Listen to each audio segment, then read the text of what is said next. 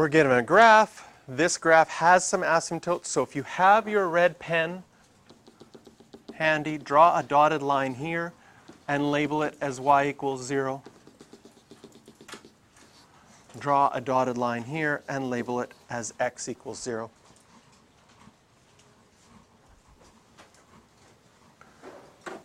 We want to graph the following. Since the y isn't by itself,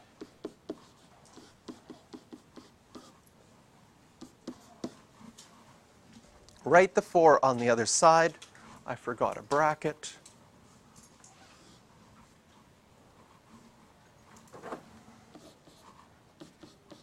And write a quick explanation of what each of the numbers is going to do. That half inside the function going to multiply x by 2. That is a horizontal stretch. The plus 1, do a quick check. Is it in factored form? Yes, the half is factored out of the x plus 1. It's in factored form, so that's going to be 1 to the left. And the minus 4 will go 4 down.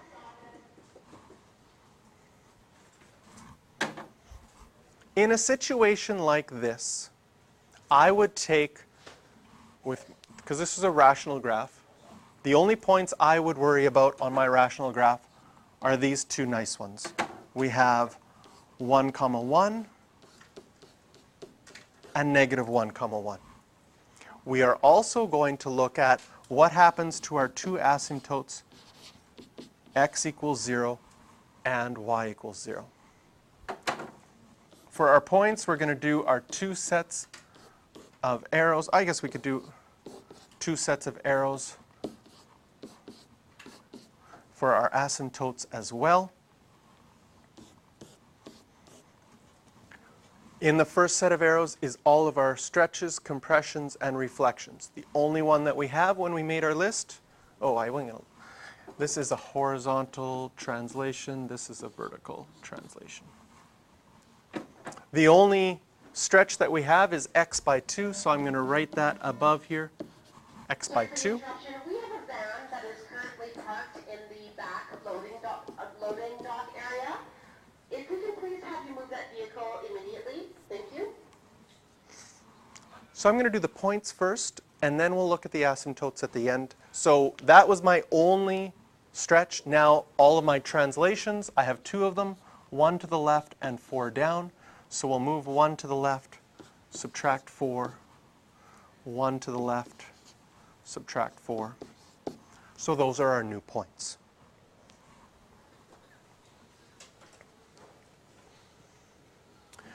With our asymptotes, I was tentative not to do two sets of arrows because you're going to find, with them both being at 0, the first thing where you multiply x and y by a number, does that ever affect something that's 0? No. So after multiplying the x values by 2, this is still x equals 0, and this one won't change because it's a y equals. It won't get affected. Your asymptotes are only going to get affected when you move left and right, up and down. When I move 1 to the left, which one's going to get affected? Well, that's a horizontal thing. That's going to affect x equals, moving 1 to the left will now be at x equals negative 1. Moving up and down, that's going to affect my y. So moving down 4 is going to change y equals 0 to y equals negative 4.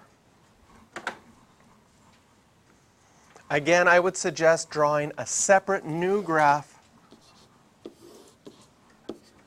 to show your new translations and transformations. When graphing something with asymptotes, I find it easiest to start by drawing your asymptotes. So we have 1 at x equals negative 1.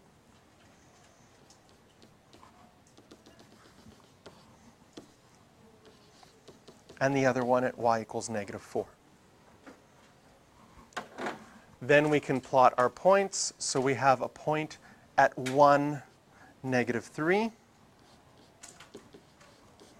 And another point at negative 3, negative 5.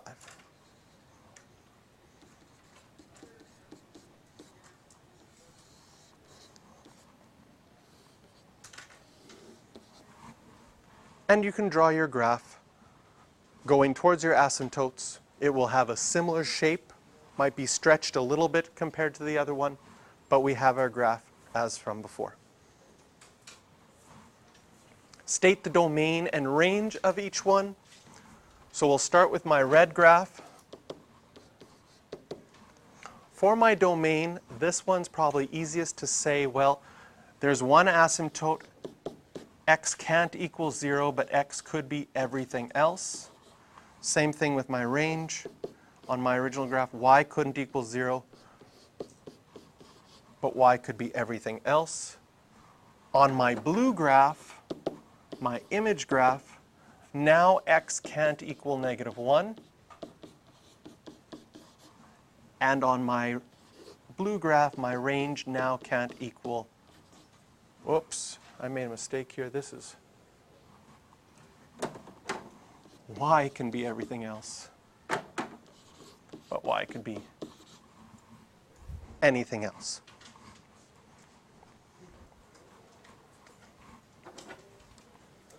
Homework is sponsored by Slurpees, so enjoy.